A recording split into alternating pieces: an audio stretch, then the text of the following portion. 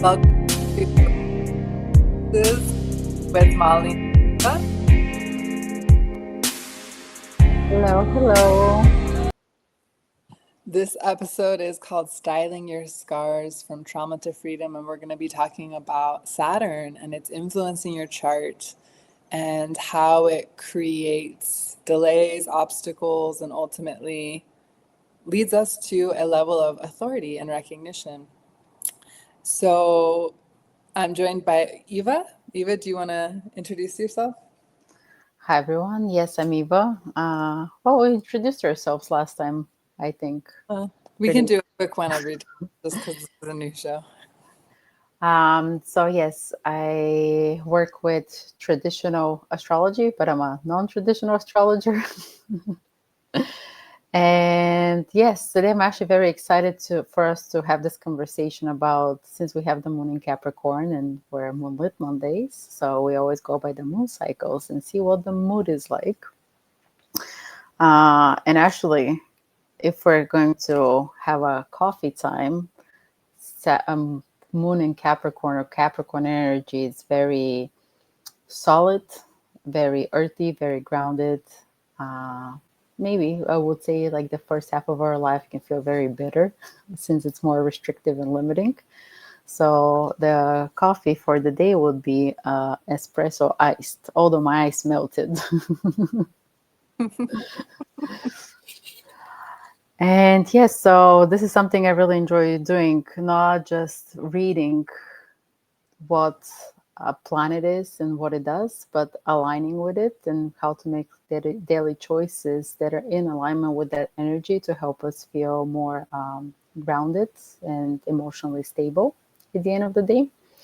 So, Molly and I also chose our outfits for the mood of today, which is plain black.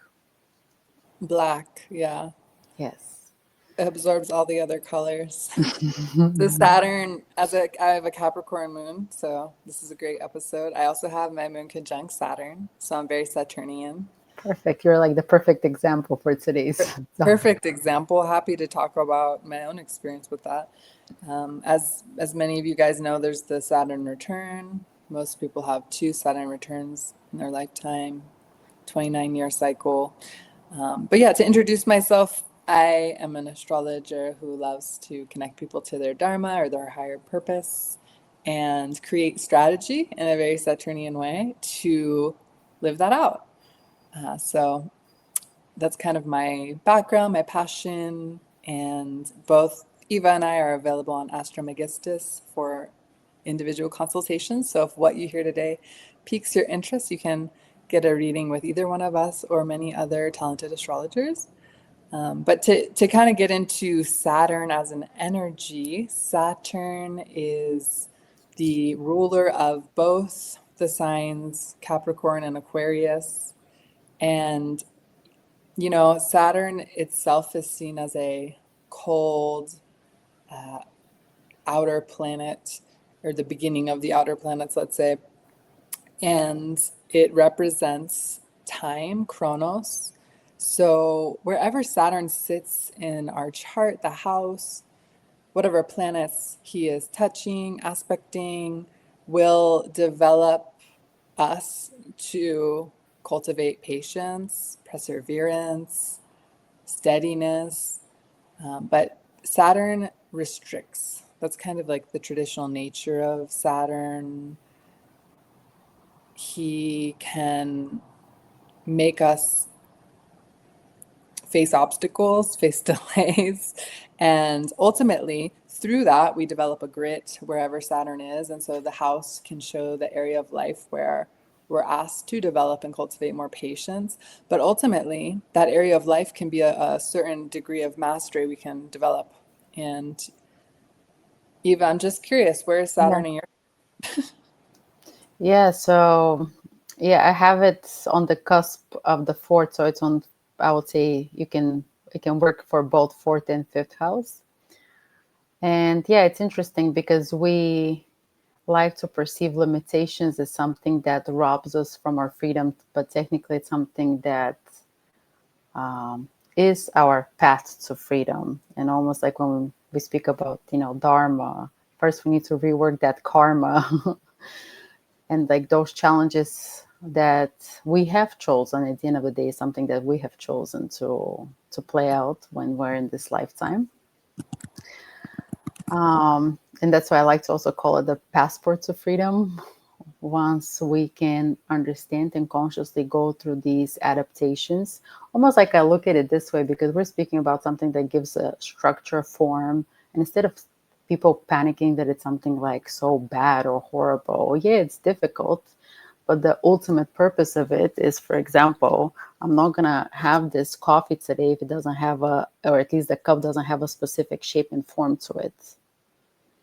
In order to hold that liquid, we need structure around it. And it's the same thing with us. What we're just going to melt around, on Earth. Like we need some structure and form. This way we can function. This way we can follow our dharma. And so again, at the end of the day, it's for our own good. For example, if I'm meant here to be a painter and I have these qualities, unless I learn how to develop them, I cannot follow the path of being a painter. If you're here to be a doctor, but, and this is something so beautiful that we all have like these different roles in life. If we didn't have that, imagine everybody's going to be, let's say, a banker. It's going to be pretty boring. There are so many more interesting roles, let's say, to be filled in life. So it's definitely a blessing, but it takes time for us to kind of see it that way, and understand that those challenges, difficulties, things that we're afraid of, things that we normally don't want to face, ultimately, at the end of the day, they're for our own good. So if we really want to focus on something, when we first look, at least for me, when I first look at a chart, I always look at where Saturn is. I like uh, that. and how much we really put attention or reworking through these. I would even call them like personal fears or difficulties in our life, because when we put the attention there instead of resisting it, because Saturn also creates a lot of inner resistance, instead of resisting it, then we can definitely have more ease in our life. But if we're constantly resisting it, avoiding it, don't want to deal with that later on, that's why we have like second, technically, ideal in an ideal world, at least from my shamanic background, like we need to have 4 Saturn returns. So we're supposed to live up to 120 years if we're learning our lessons. So if we're looking, we have a learning curriculum, which is our natal chart in this life. Our first lesson is Saturn.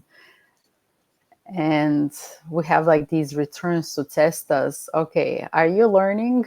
Are you doing your homework, your schoolwork, or are you flunking the exams?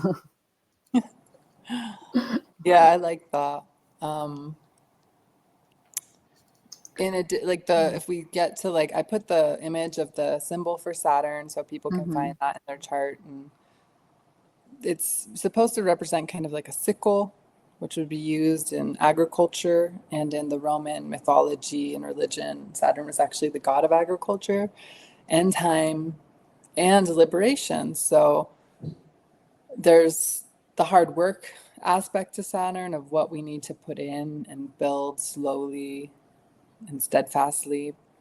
But there's also that liberation piece, which kind of ties into what we'll talk about, where, yeah, the thing that we can feel imprisons us, like for me as a Sag sun, like a schedule, like a structure, like what can feel very confining is actually the very thing usually that liberates us, because us humans being on the earth plane really thrive through limitation, through structure.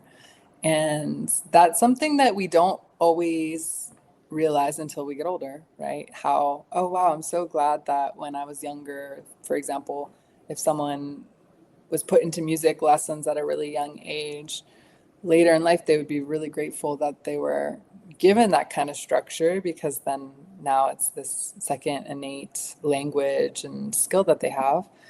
So we totally sow our karma. Saturn's also a very karmic planet, meaning, as you pointed out, wherever Saturn sits in the chart, that's where maybe we have extra karmic work to do, and there's more maybe energy that we need to give to that, more time we need to give to that area of life. So,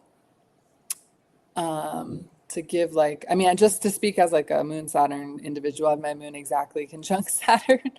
So it's a really tight conjunction, same degree in Capricorn. So there's been a lot of lessons around kind of growing up quickly or being integrated into like a mature environment. I have much, much older siblings. Like my youngest sibling's a decade older than me. So I was very much raised by a lot of adults. And I wouldn't say I was like given extra responsibilities as a child, but I definitely grew up more quickly because of that. And I've noticed with Saturn moons or people with their moon in Capricorn, they are kind of like an old soul. As children, especially, they have that kind of old soul energy. And when I was younger, I was like 10, my brother would basically treat me like a therapist. No, it's And true. so, Everybody who has like Capricorn, Moon, Sun, you carry that aspect of being a very wise old soul. yeah.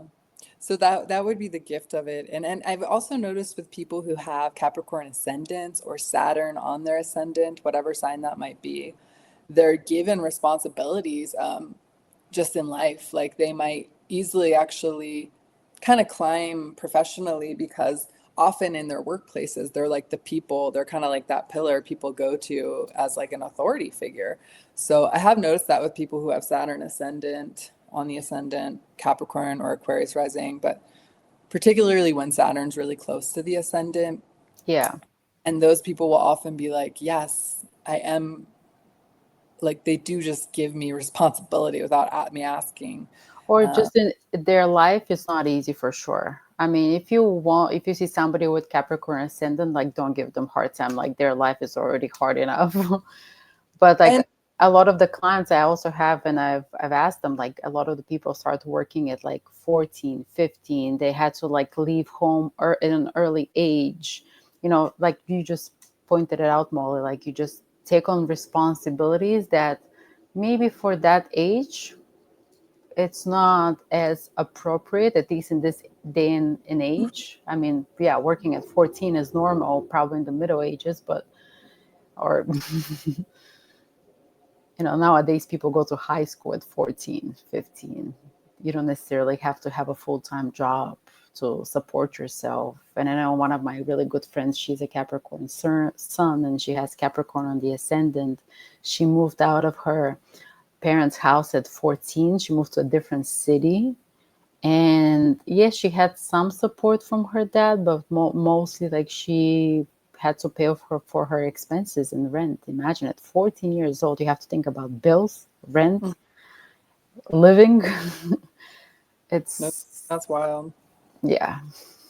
I have a Capricorn moon ex actually who was, yeah, basically he was the middle child, but he had to take care of all the other kids. Like the mom was not really, she was kind of checked out. And then he ended up even like paying for his sister's apartment while she was in college and housing her. And so, yeah, he took on that kind of father role. It's funny though, because Saturn has that like father, traditionally archetypal father energy, but Capricorn's actually a feminine sign. One thing I was gonna say about Saturn on the in the first house, one example I thought of was J.K. Rowling, who obviously is known for having kind of that rags to riches Hmm. story arc, a pretty dramatic story arc.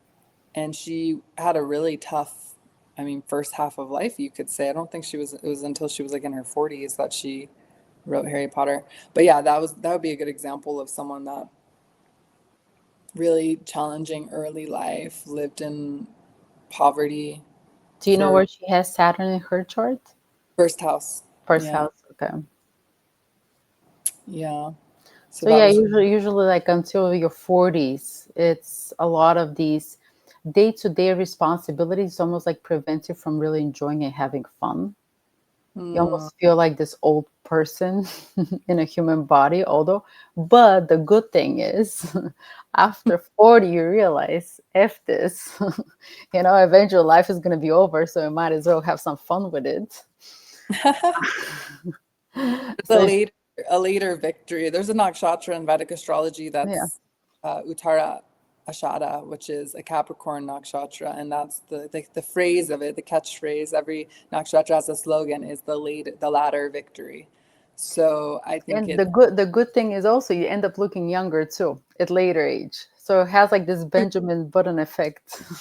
true. I have noticed a lot of Capricorn women or women who age very gracefully, just in, I guess, the public eye, are Capricorn Sun or Venus. I can't think of any example offhand, but I feel like I've noticed that like some of the women that are Monica Bellucci, if we're speaking oh, about, I don't know if you know her, if you speak yeah, about like some celebrities, she's definitely. Look at yeah. her. She's in her 60s. She looks incredible. And Is she she has a ascendant in Capricorn. oh ascendant Capricorn. Yeah, Yeah. yeah, And I would say like she's at least one example of celebrities that I'm sure she gets probably some work done, but it's not, overly into plastic surgery. You can definitely see that she's very naturally just natural. beautiful. Yeah. Yeah. Should we kind of just go through the houses maybe to describe Saturn operating in each house and Yeah. okay. And then if you want to bring in like an example also with Okay. someone, yeah, let's do that. Sure. Um, and I We can, also want us to maybe keep in mind, like when we speak about it, that it's something that we've had difficulty, or maybe we had also had no example of early on in our life. Because, yeah, I mentioned last time, I don't really use much outer planets, but technically Saturn in Capricorn is ruled by Saturn in retrograde motion. So it's creating that inner discipline. So if there was something as an example that we didn't see growing up, it's something that takes time to develop as we mature, as we grow older. But it's definitely going to give us results later on in our lives, especially after like 40s. So yeah, let's, we'll go. like, We kind of talked about the first house, the ascendant, so we can yeah, talk. it's like a slow growth. Okay, so let's do second house would be about being able to value yourself. Actually, it's about like self-worth, being able to value yourself. Maybe you came from a family that had financial issues, or maybe you grew up in poverty, or didn't have enough resources or money. And actually, even with a lot of my clients, it's interesting. Like these people, they first of all don't have like a quick way to get rich scheme ever. It's something that they built over time with discipline. Definitely their income rate grows with every year. You see a constant growth, even if it's just, let's say, $100 more, but it's definitely not going to go less than what you had the year before. So there is definitely always like this growth in income that you see. And yeah, later on in their life, I rarely see examples that somebody becomes super wealthy, but they do become financially stable. Yeah, it's slow and steady, no S- shortcuts. No, slow and steady Where our growth. Saturn is, we're not getting shortcuts unless there's some other very glaring aspect or planet involved, like Uranus, that would, alter that. But for the most part, the house Saturn in is the area where it takes, it'll take time. But again, like I said, at least like the good thing is it's challenging. I mean, actually, my mom, I think she has her Venus in Capricorn. She has Capricorn in her second house. Um, she has always been very entrepreneurial, and she would always try different things. I remember in her early 20s, she opened up her business. Somebody ended up breaking in. It was like selling different goods and services. So they were breaking in the like little store that she had. So that went out of business. Then she started a different one. So she tried a lot over the years. She never stopped. But it's true with every year, and she was very committed to getting the best certification. Now she's like a CPA, and she never stopped learning and growing. But she definitely built her wealth over time. Now she's in a good place, but she's had a lot of situations where she had a lot of struggles of earning the income that she wanted, and to also respect herself. That's also another thing for what she makes, because I remember the beginning when she was actually after that store, she was doing some accounting consulting. She would charge very little. Like she Mm. would put in a lot of work, but the money she would get was very little. And I would always say, if you're spending 5 hours talking to somebody on the phone and you're charging like $100, technically, yeah, maybe your work is $100, but you're putting in so much extra time speaking to them, which is still your time. You gotta value it. But that's something she ended up kind of growing in over time, learning how to value her time herself, charging but also she's very definitely very responsible with money. Yeah, and to add to that, you bring up a great point because it's very similar. Having Saturn in the second is very similar to having your Venus conjunct Saturn or Yeah. in a hard to Saturn. To tie it back to our last episode about Venus and your self-value, self-worth. I have noticed when people have Venus and Saturn, it can definitely reflect in not fully seeing their value. And so they might need some support, or just as a matter of trial and error and time where they realize that, yeah, they're worth more than like the energy they're putting out and outputting, deserves to come back to them to be received. Yeah, I mean, if we tie the Capricorn with also with that what it feels like inside, like fear, like I feel afraid if I charge more, I'm not going to have clients. And then Hmm. at some time, you start realizing, well, hold on, I've invested so much into education, into taking my time for these people, and then once it like clicks in the mind, maybe you're 40 at that time, but it's like, no, like actually, I do deserve it. I've Yeah, yeah.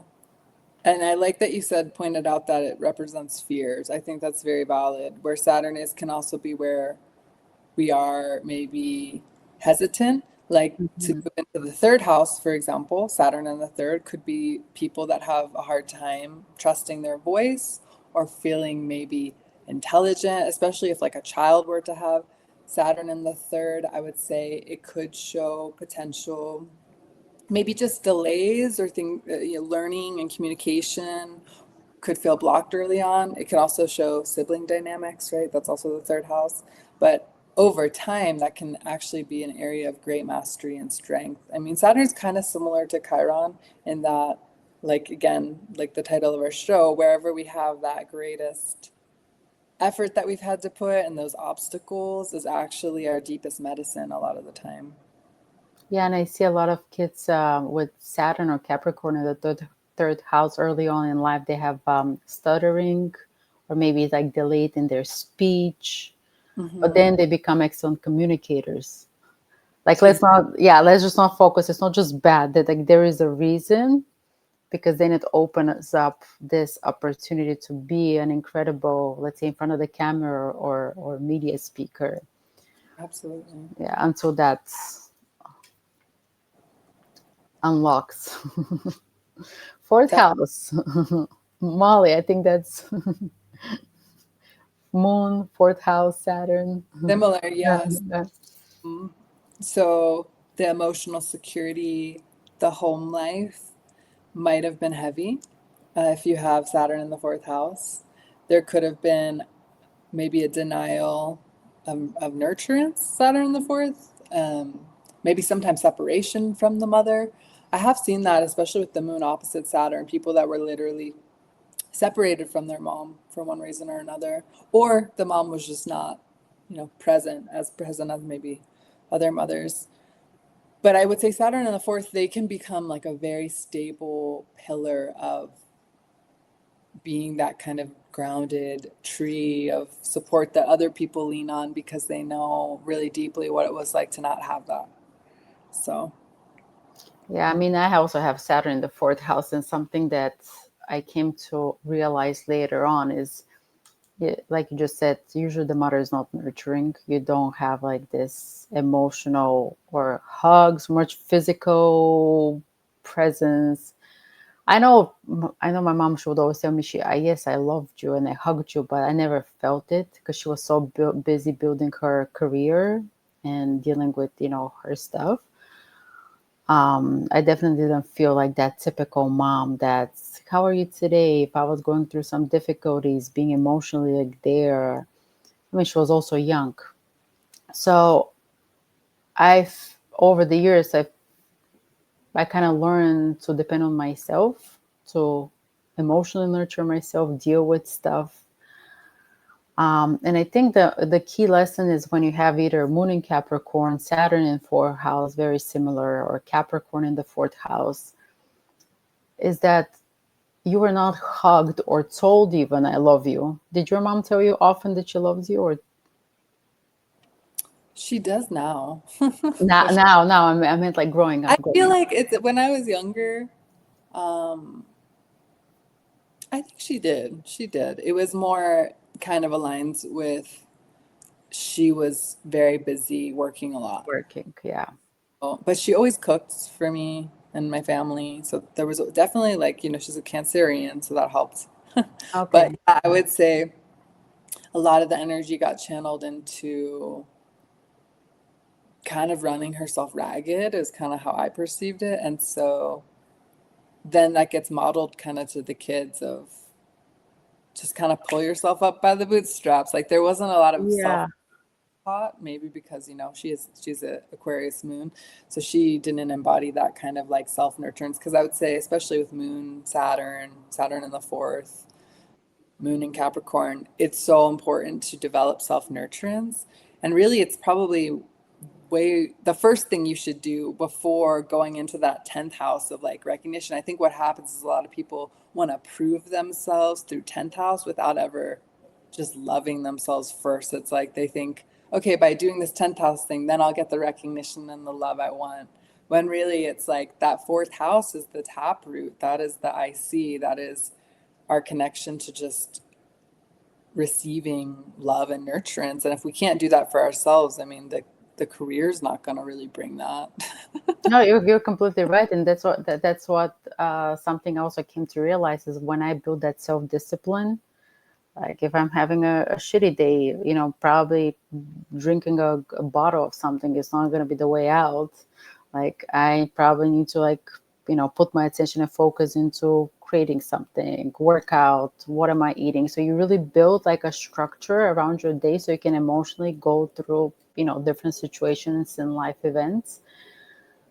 Uh, but that also makes you a very stable, emotionally stable person later on in life. Do you have that same feeling and experience? Like it's almost, you've become so, you've been through so much emotional crap, but you've also managed, learned yourself how to deal with that, that you feel Yeah. so emotionally stable that, you know, I know what my priorities and principles are. I'm not very easily swayed into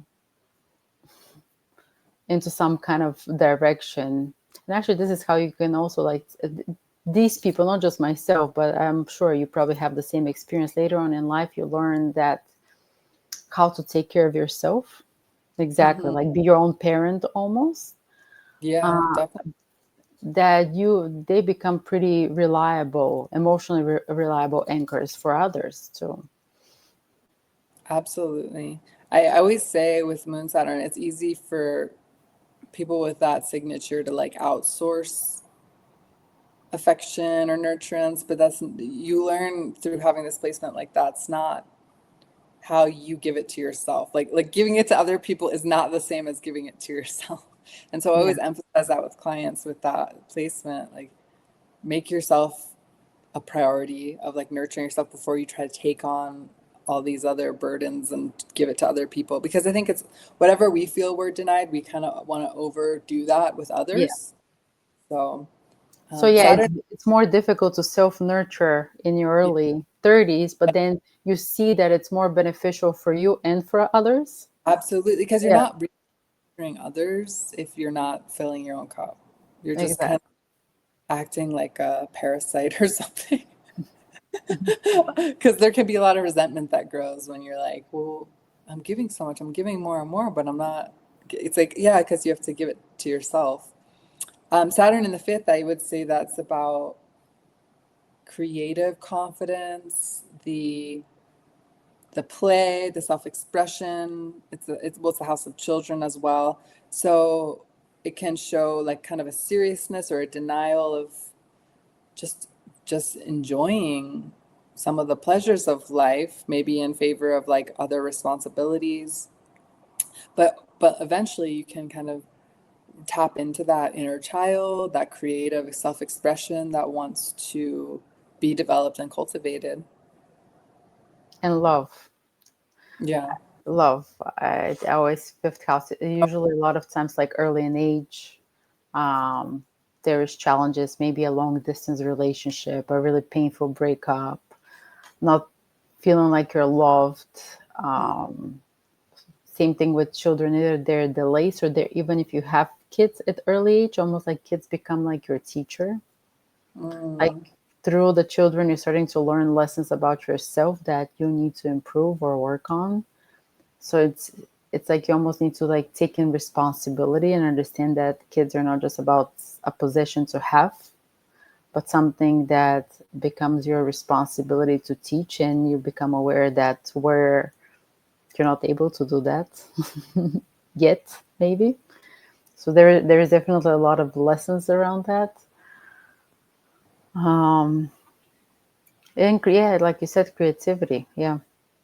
the fifth house is the Dharma house, and it also represents our gifts that we come in with from past lifetimes. And I would say people with Saturn there, it can take them maybe until later in life to fully acknowledge and express their gifts. Like they might put themselves in, maybe roles or whatever, where they feel like this is just what I have to do, or this is what makes sense. Whereas they could have very powerful karmic gifts that later in life they tap more into and access more readily, and by giving themselves the time. I mean, Saturn, again, since it represents time, it can be where we like deny putting the time into that area too, because in favor of, okay, something more practical or whatever. Because the fifth house is very much sometimes conceived of as like this more frivolous house or something, or more leisurely house, but it actually is the house of our special powers, of like the skills that we've honed over many lifetimes. So that's something I've also, if I'm working with a client and they have that placement, kind of like reminding them to like tap into what they like to do as a kid, or what they would do if they felt they had more free time, or what they would just do for fun. Yeah, I always like this. Also, how can I say it?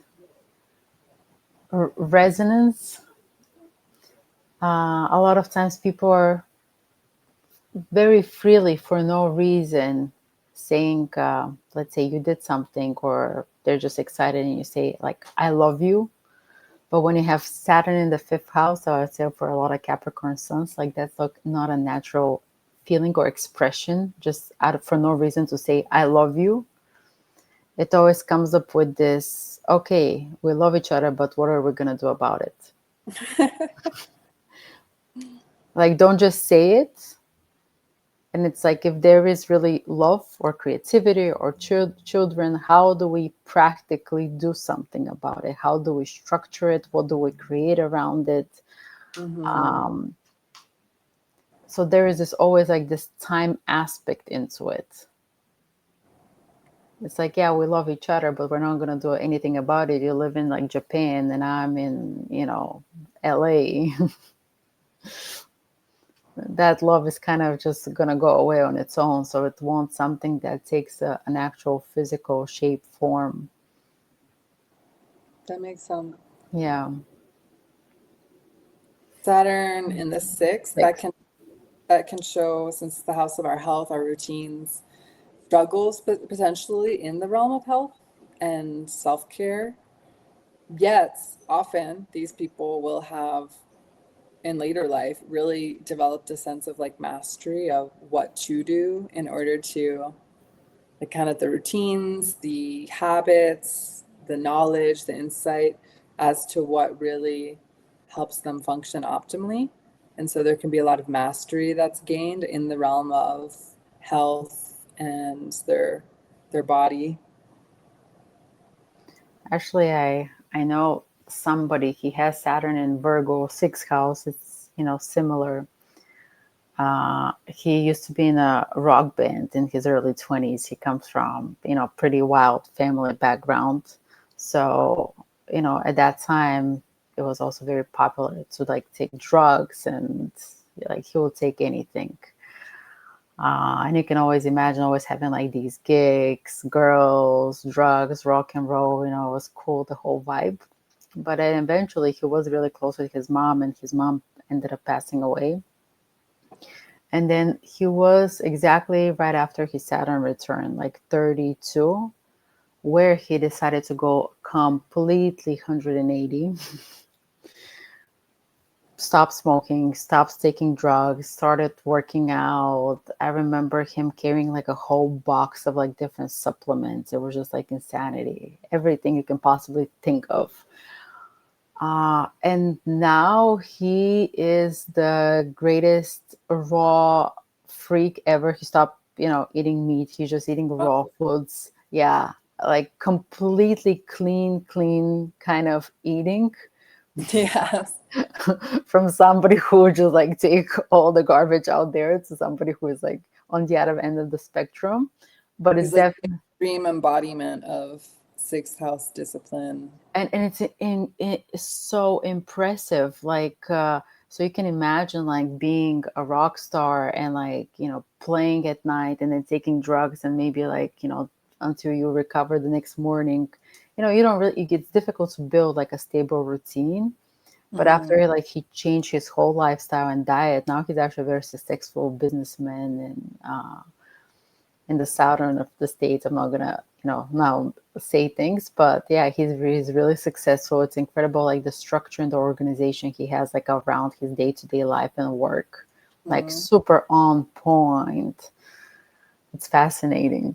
I think it's kind of interesting too that he became like a raw foodist in particular because it's such a restrictive diet, and Saturn in the sixth could show someone that has very restrictive tendencies around maybe their diet and eating because the sixth house very much rules our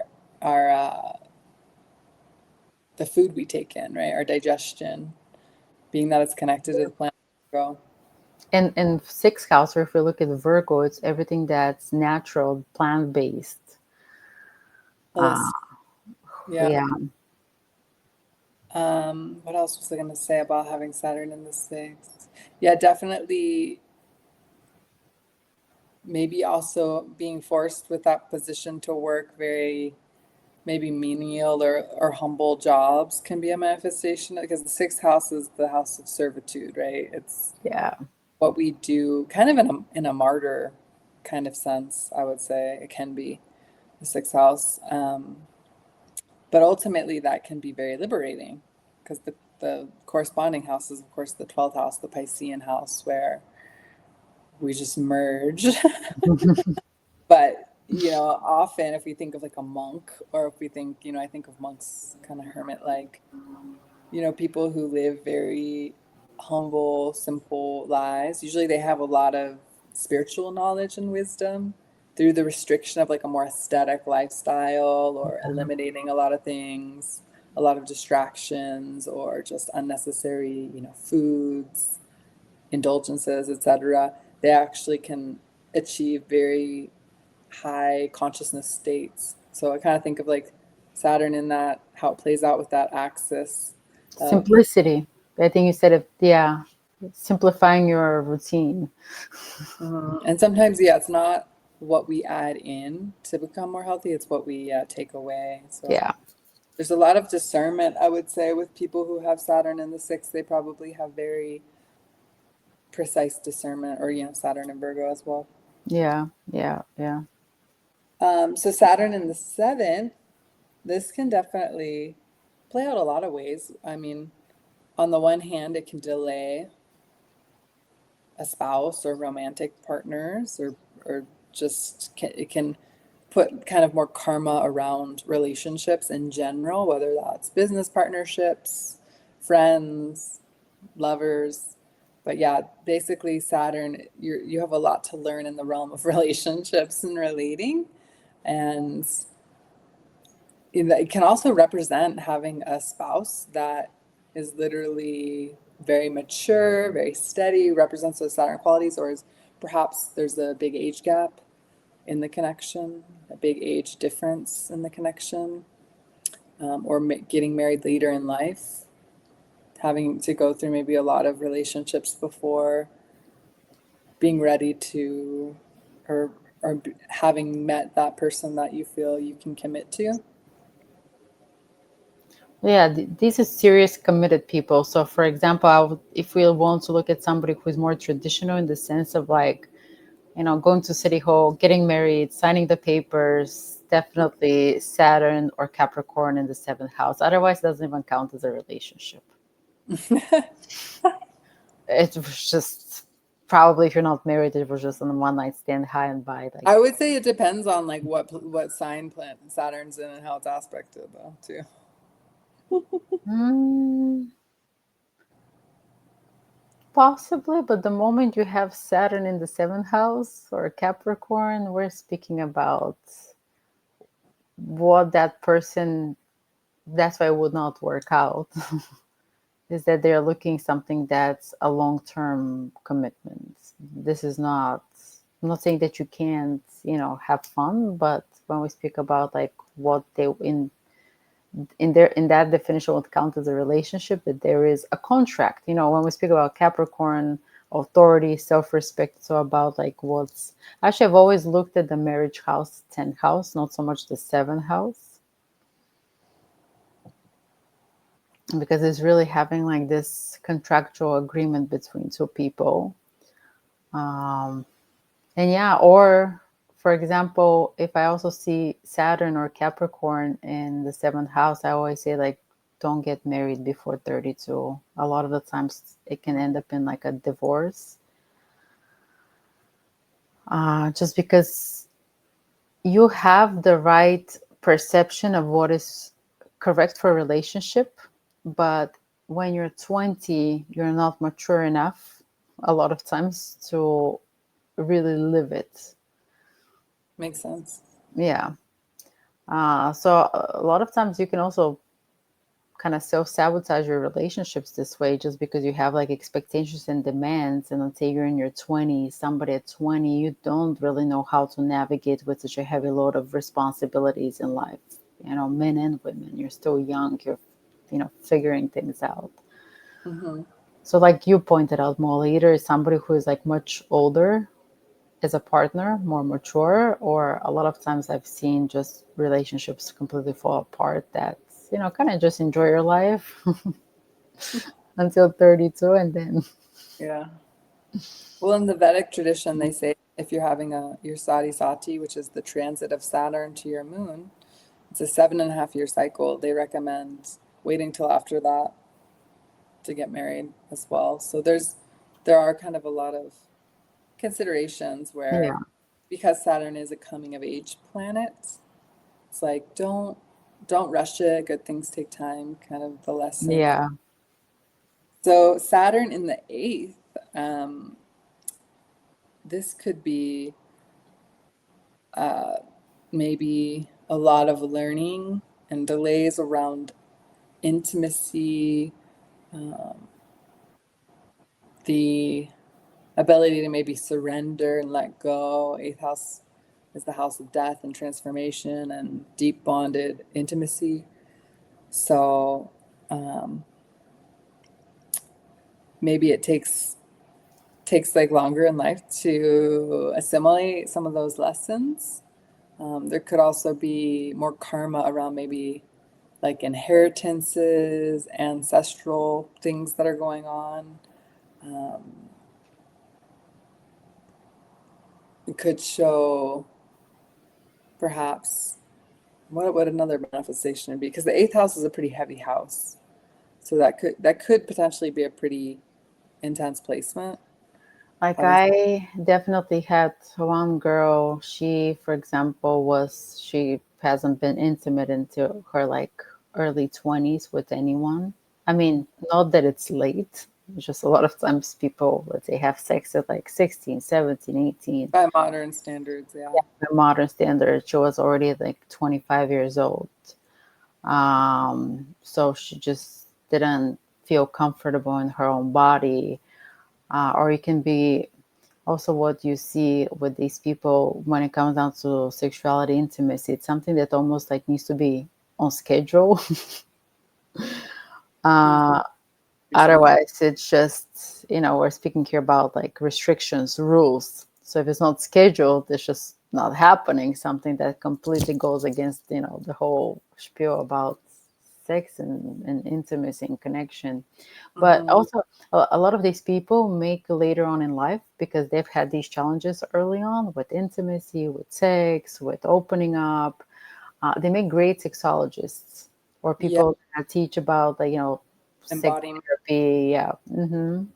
Yeah. Yeah, because the eighth house is like that house of like what a lot of it's what's under the surface and what people don't really want to talk about, right? It's a kind of a taboo house. So Saturn there could show also, I would say, yeah, maybe discomfort or fear in some of those topics Yeah. earlier on. And then ultimately, because of that aversion, usually it's like the very thing we avoid or deny or repress in ourselves is later what needs to kind of breathe and what actually, like we're talking about, liberates us. So I could see that definitely playing out. I feel like I have seen that in clients where, yeah, there can be like an avoidance of intimate, like having a lot of fears around those deep bonded things, or having a lot of maybe anxieties around power dynamics and, uh, kind of wielding their own power and like really embodying their own power, especially in like a woman's chart. So But you also learning, know this person is not going to be someone that's going to sleep around because they no, take intimacy very seriously. definitely. Yeah. Def- and you could probably trust them with your secrets too, I would say. They probably Yeah. take a lot of that stuff very seriously. Um, but yeah, ultimately, like kind of mastering like personal power, depth, what true power really is. Because the eighth house sometimes, when it's when there's stuff going on with the eighth house, and some people they can mistake what power really is, or abuse power, or so. I mean, Saturn in the eighth could show from like a karmic or evolutionary perspective, maybe someone in past lifetimes that like abused power, and then now they're here to really learn or embody how to develop that or wield that very responsibly. Um, And yeah. they also live very long lives because here we're Oh, speaking about death. So when we have Saturn there or Capricorn, these people amazing. have, Yeah, that makes a lot of sense. they can make a lot of grumpy old people if they haven't made the changes. But yeah, long life. Saturn in the ninth, and this is a really interesting one because I've definitely seen this play out in very particular ways, like a pattern. It can definitely show people. I've seen it in the charts of individuals that were raised in very restrictive, like philosophical or faith-based communities, or even we could use the word cults, like where they were raised in kind of philosophically repressive environments or come from like more of that background. And ultimately, like through experience, like life kind of teaches them what their true kind of outlook, faith, philosophy is. And they can be actually very, like, it's a very great position for teachers. And usually because they have seen kind of like, or been exposed to like dogma, I would say, with Saturn in the ninth house. It could also potentially delay like kind of coming into your dharma, because the ninth house is a very dharmic house, meaning like our higher purpose and understanding our own belief system. So it could take longer to like develop your own principles and value system as it relates to what you stand for and what you want to defend? How have you seen it play out? I mean, for me, it's similar because I have Saturn in Sagittarius. Oh, yeah. So definitely, I would say you kind of grow up with very embedded belief system from your family or environment of what's your life path and what you need to do until, like every child, when you're young, you want to make your parents happy and you go that route, but you kind of see that, that doesn't feel right, doesn't feel good. And they start questioning, like, what am I doing? But you're still kept on feeding, that's the right way. You just got to keep on going. But something in you is like, I know that just it's BS. Like that's, Yes, and then you become a seeker for truth. definitely. I think you said it really right. Dogma can be from religion, or it can be also cultural beliefs and how things should be. So you start questioning, and I think because you go on this like personal journey of like developing your own philosophy of life, and that's what kind of later on makes you a great teacher, because you have questioned so many belief systems. Definitely. Definitely. You don't take something as a given. For example, I remember like one thing, it always stuck in my mind. My grandma and then my mom would always say, it's like, if I do something, let's say bad or not acceptable, what are people going to say? And it almost makes you feel like I can't be myself. I have to play a certain way because I have to be more concerned of people's opinions than my own opinion and how I feel about it and then what I want. And then later on, I started realizing that, first of all, well, a lot of times people don't even care. They have their own lives, they have their own problems. Second of all, and why should you care? They don't pay your bills. They don't sleep in your beds. So it's like all of these like stigmas that kind of like restrict your own expression. And yeah, it's just very outdated kind of beliefs. I think that was a Piscean age where it was just about like, the people, the merging, where right now with Aquarian age, we go move much more into individuality and uh, something anyhow doesn't work nowadays. You can't be an individual if you're gonna follow the flock. It just, you I know, think that you reminded me too of like Saturn's exaltation in Libra, like when you were talking about kind of some of the themes there because of like what is like true justice or fairness or what is right. So yeah, it's kind of I think that kind of plays into Saturn in the ninth too of like you have to kind of experiment and yeah, develop your own belief system to come to that like truth. It's not something you can just be told like this is how it is or this is what it is. yeah, you pointed something perfectly Molly with the Saturn and Libra, because Libra is the scales.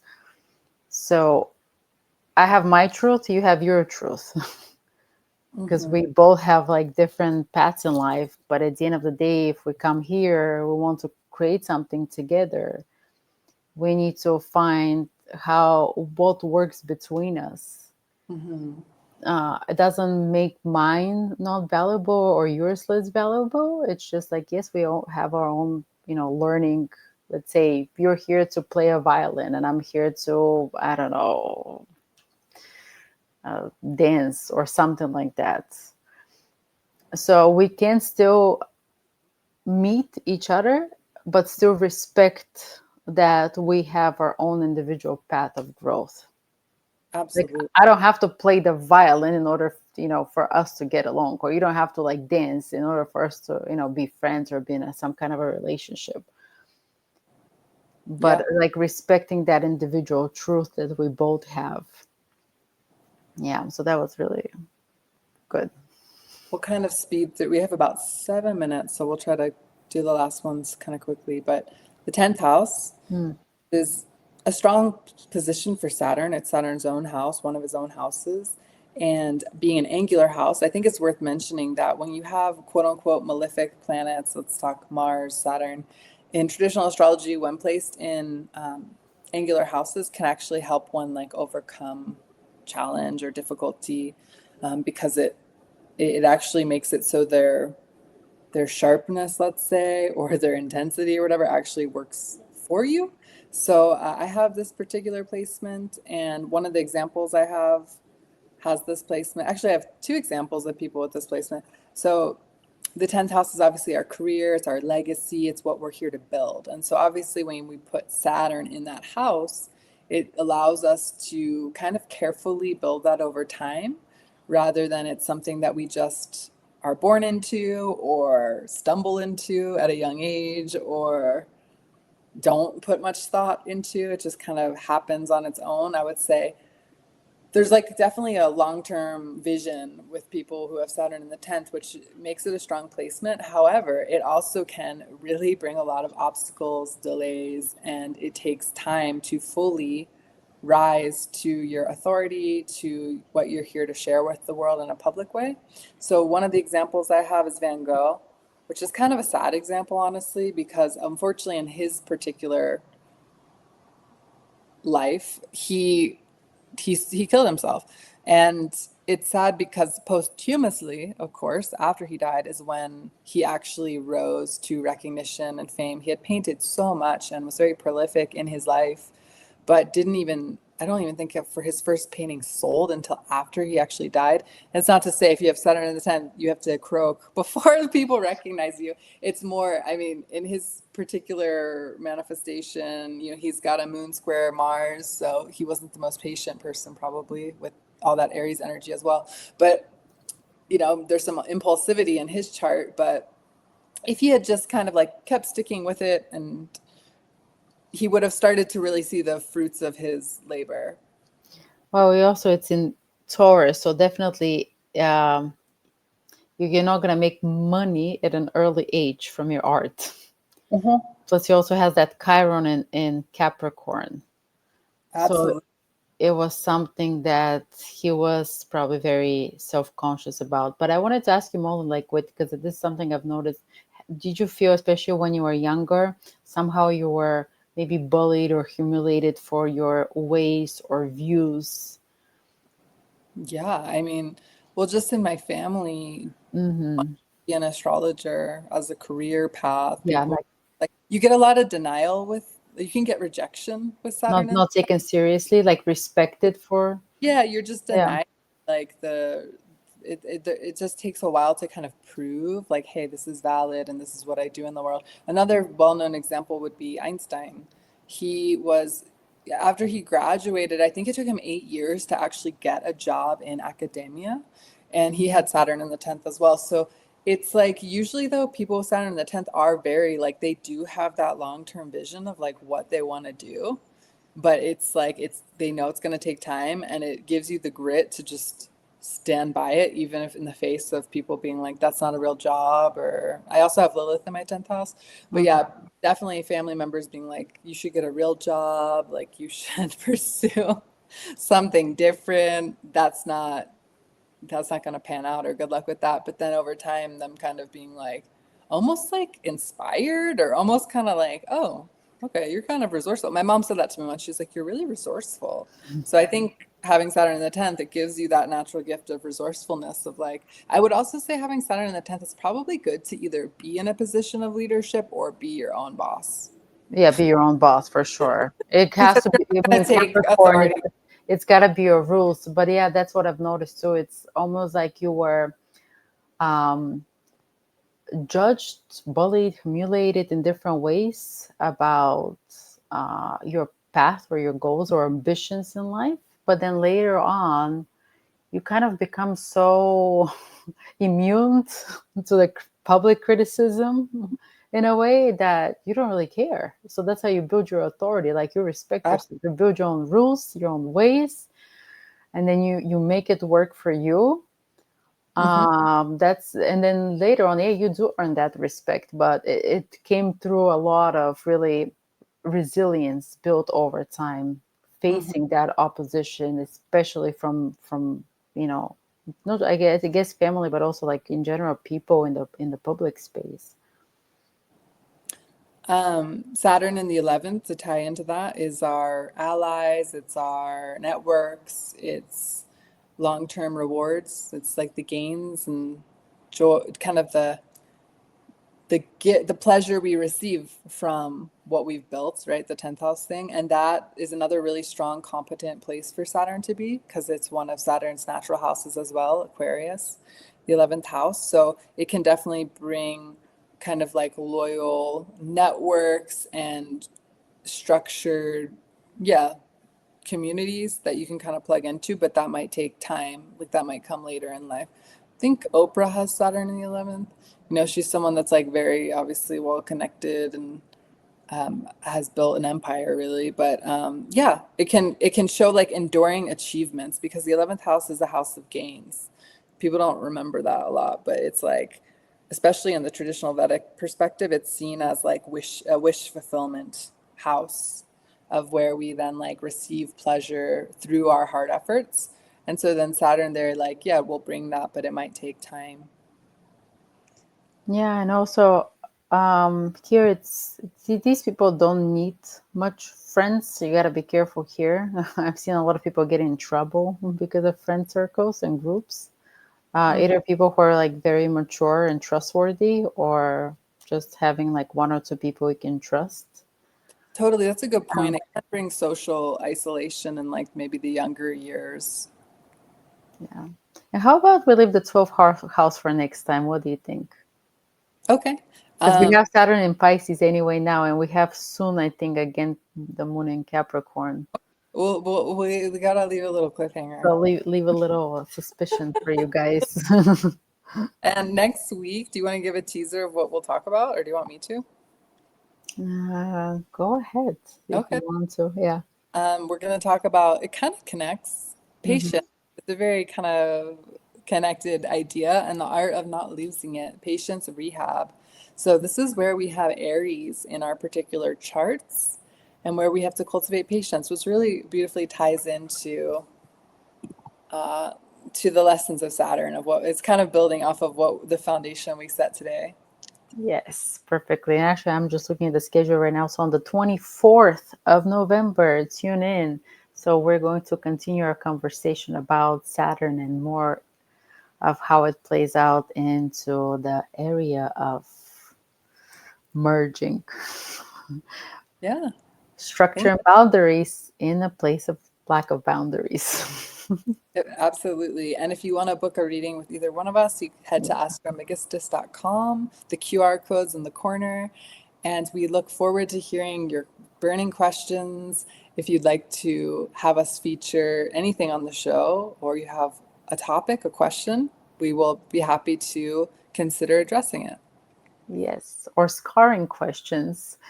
And we can style those up in our readings. And actually, just to end this, really funny, I was just playing around with tarot before we started. The card I pulled up for today was the um, Ace of Pentacles. Ooh, I love that. It's kind of So like the word for of Saturn. perfect. It ties in perfectly. It's you reap what you sow with Saturn. So if you take a shortcut, you're kind of only hurting yourself. Yeah, so steadiness, patience, and the fruits of your labor will eventually pay off. Don't be afraid. Just take it Yeah. one step at a time. Yeah. I love that. I think that's like in the crux of all this episode. I hope people take away that because I always try to, it is important to look at Saturn because it can be that very area where you're the most frustrated or you feel the most thwarted. And it's just reassuring clients, reassuring people that like your day will come. Every dog has his day. Yep. The Don't run positive, away from it. Just get structured around it. And, yeah. you're going to Keep eventually going, get basically. your passport to freedom. Yep, keep going. Keep going. Thank you, Eva. Thank you, Molly. See you guys next week and enjoy the shows at Cafe C for the rest of this week. Tomorrow with Jay. And who was it? Latricia? Latricia. Yeah, Yeah. perfect. Yes, Jay and Latricia. I'll Okay. see you guys. Bye. Thank you, Molly. Thank you.